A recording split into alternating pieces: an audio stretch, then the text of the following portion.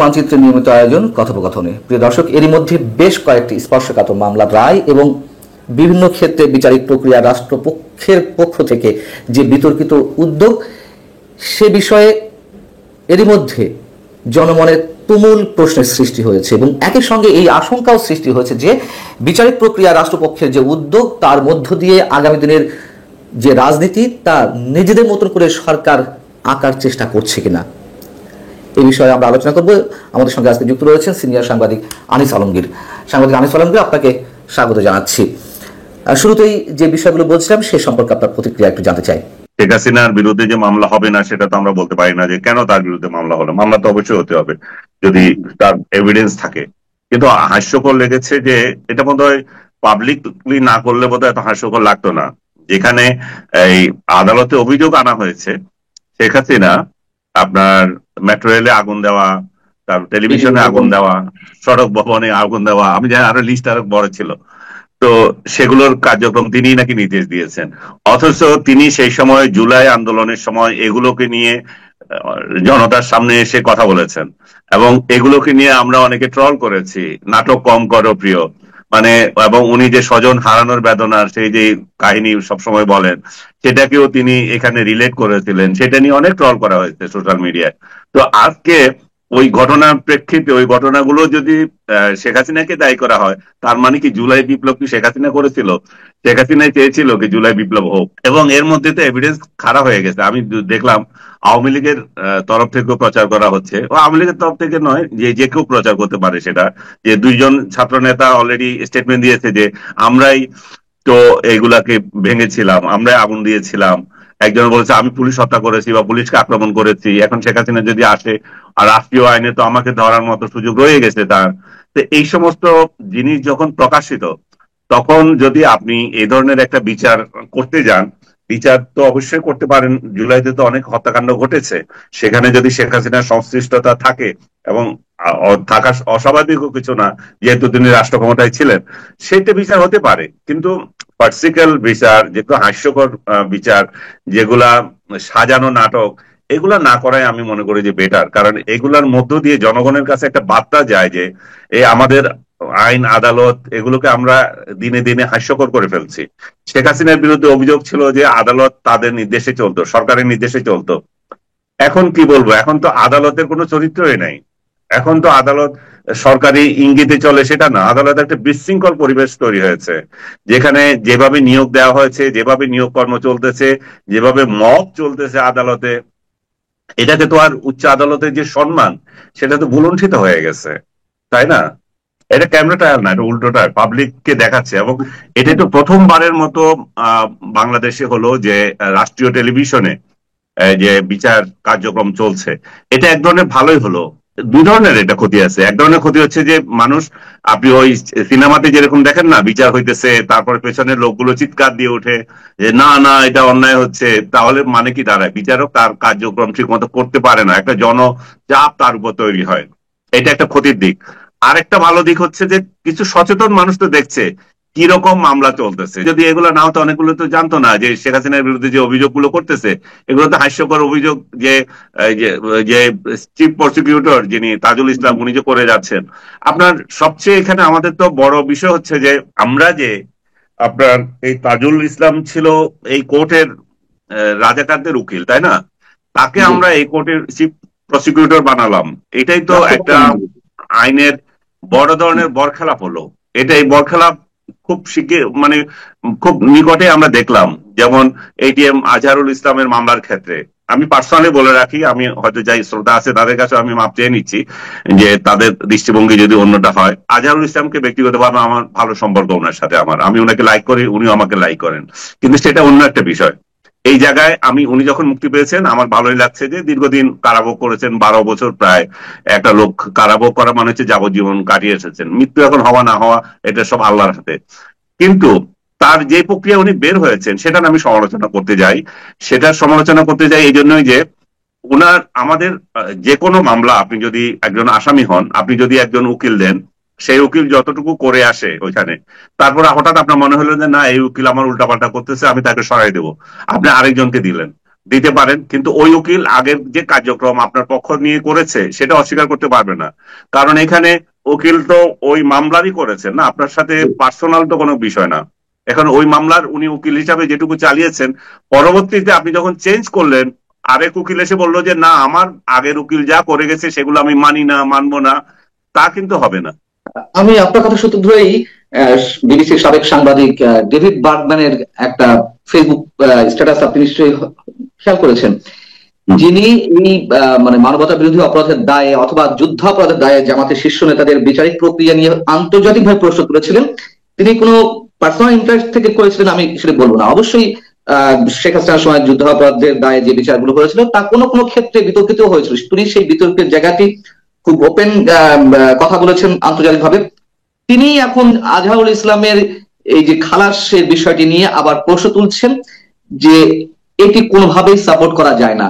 বিচারিক প্রক্রিয়া নিয়ে আমরা প্রশ্ন তুলেছিলাম, আবার যেই বিচারিক প্রক্রিয়া নিয়ে এখন তাদেরকে খালাস দেওয়া হচ্ছে সেটাও যথেষ্ট প্রশ্নবিদ্ধ। ঠিক আপনি যে কথাগুলো বলছিলেন, তাহলে আপনি বলছিলেন যে আবার সরকার পরিবর্তন হলে এগুলো আবার উল্টে যেতে পারে, কিন্তু সরকার পরিবর্তন না হলে ইতিহাসের যে দায় আমাদের উপর চেপে যাচ্ছে সেখান থেকে আমরা মুক্ত পাবো কিভাবে? আমরা ইতিহাসের দায় চেপে যাচ্ছে, যেটা আমরা মুক্তি কিভাবে পেতে পারি? আমরা পেতে পারি এই আদালত ইয়ে করে আদালতকে স্বচ্ছ রেখে। সরকার যাবে, সরকার আসবে, আদালত কেন চেঞ্জ হয়ে যাবে? আদালতের উকিলগুলো কেন চেঞ্জ হয়ে যাবে? রায় কেন চেঞ্জ হয়ে যাবে? তার মানে হচ্ছে যে কোথাও না কোথাও গন্ডগোল আছে। সেটা হয় আগে ছিল, নয় এখন আছে, কোনোটা তো একটা হবে, তাই না? কিন্তু আমরা যদি ডেভিড বার্গম্যান যদি বলে থাকেন যে আগের আগের বিচার ঠিক মতো হয়নি, এখন আবার সে উল্টো। পার্সোনালি দেখেন, উনি একজন বড় সাংবাদিক, সেটাতে আমার কোনো ইয়ে নাই, কিন্তু পার্সোনালি আমি মনে করি যে সে একজন ধান্দাবাজ। সে তার অনেক ধান্দাবাজি সে অনেক প্রমাণ দিয়েছে। বাংলাদেশের মুক্তিযুদ্ধ নিয়ে সে অনেক হেয় কথাবার্তা বলেছে। এখন আবার কোন মতলবে সে এই রাজাকারদের বিরুদ্ধে কথা বলতেছে আমি জানি না। যদি সেটা সত্যতার প্রেক্ষিতে হয়ে থাকে ঠিক আছে। এখন যে যেই যে প্রক্রিয়ায় আজহার সাহেব মুক্তি পেলেন, আমি তো বললাম পার্সোনালি আমার জন্য ওনার জন্য আমার ফিলিংস আছে, কিন্তু যেই প্রক্রিয়ায় উনি মুক্তি পেলেন সেটা পছন্দ হয় নাই আমার।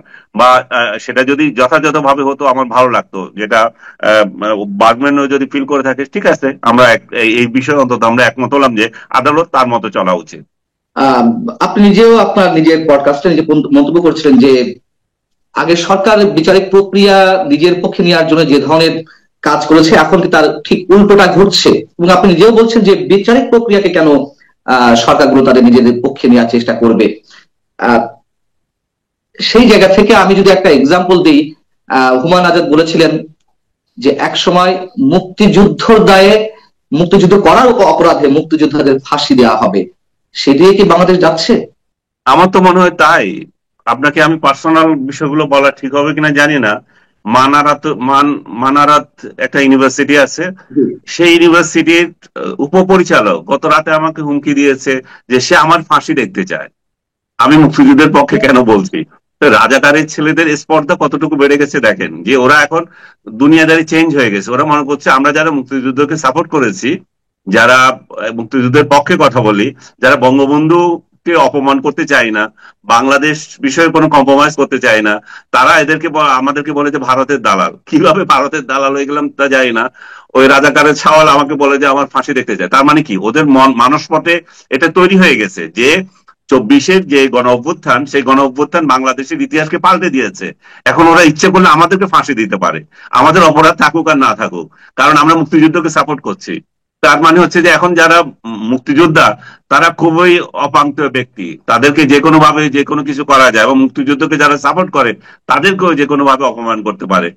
যাই হোক, সরি আমি পার্সোনাল কথা বললাম, কারণ এই ধরনের সমাজের প্রতিচ্ছবি, আমি বললাম কি এটি সমাজের প্রতিচ্ছবি। আপনি যেমন হুমকি পাচ্ছেন, নিঃসন্দেহে এখন আমার কথাও বলতো আমিও নানান ধরনের হুমকি পাচ্ছি, কিন্তু মুক্তিযুদ্ধ মানে তো আওয়ামী লীগ। এগুলারে আমি আপনাকে আবার বলে দিই, এগুলার কোনো গণায় ধরবেন না।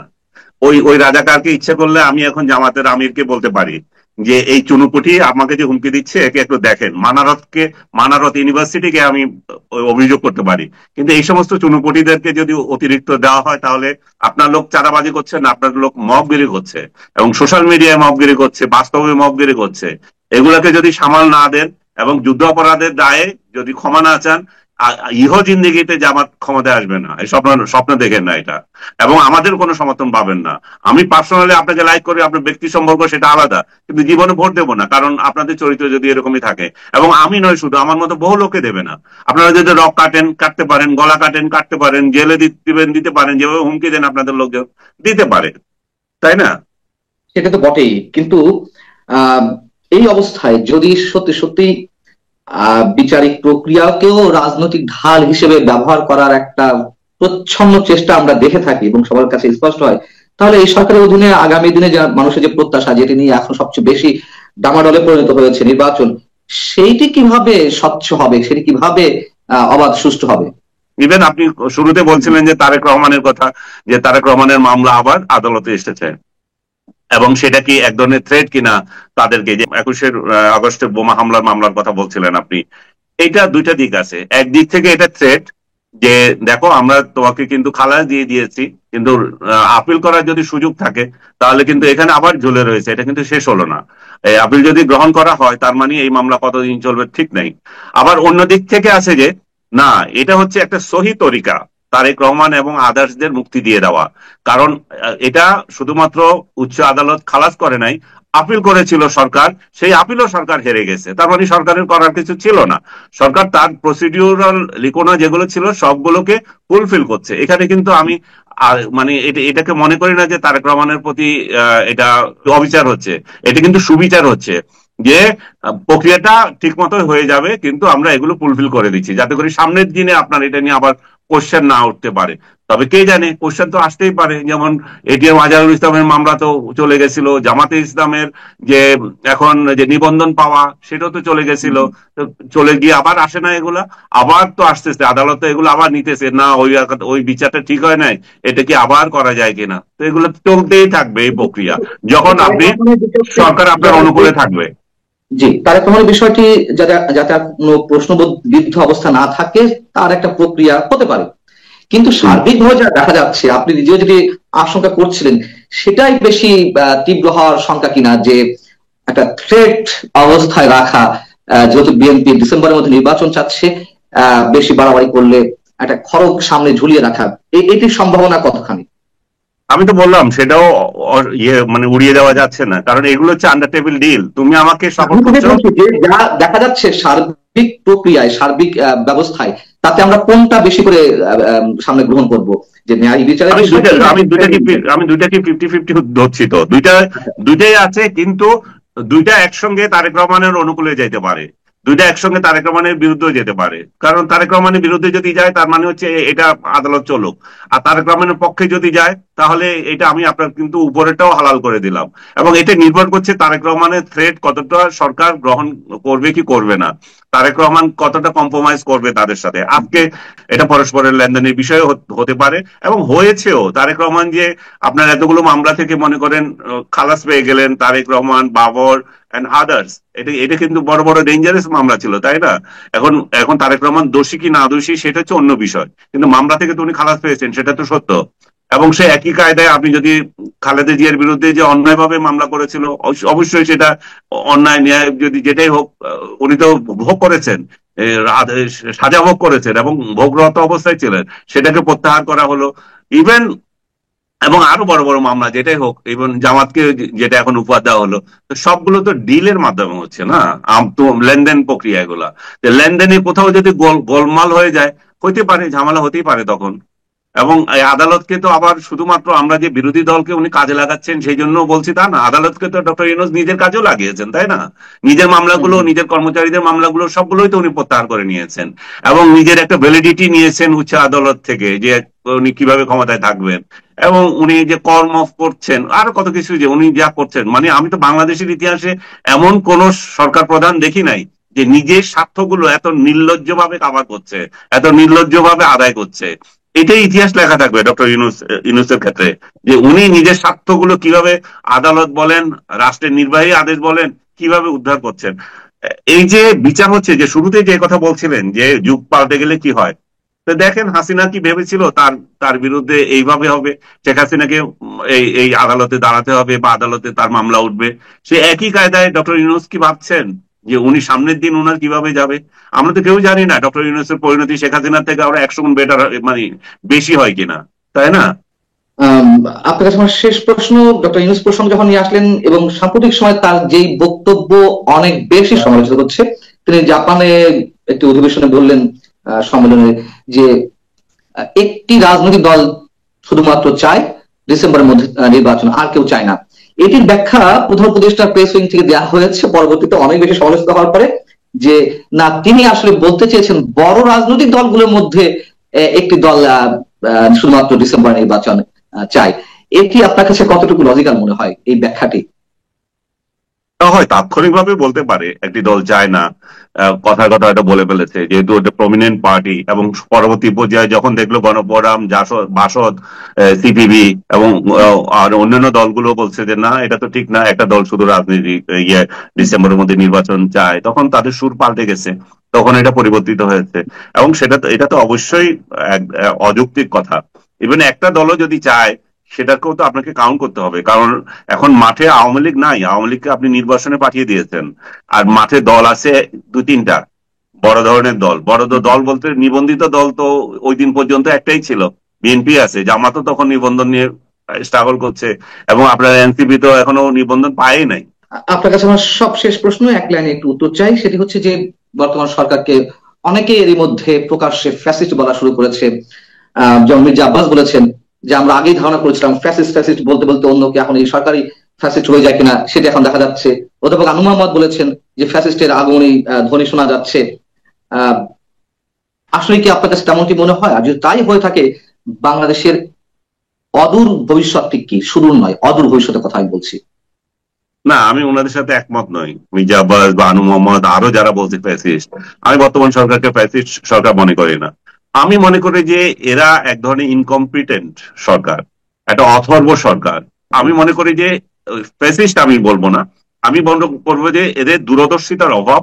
এরা একটা ইনকম্পিটেন্ট সরকার, এরা আওয়ামী লীগকে নিঃশেষ করতে গিয়ে দেশকে নিঃশেষ করতে চাচ্ছে, এরা জুলাই অভ্যুত্থানকে হাইলাইট করতে গিয়ে মুক্তিযুদ্ধকে ধূলিসাৎ করতে চাচ্ছে।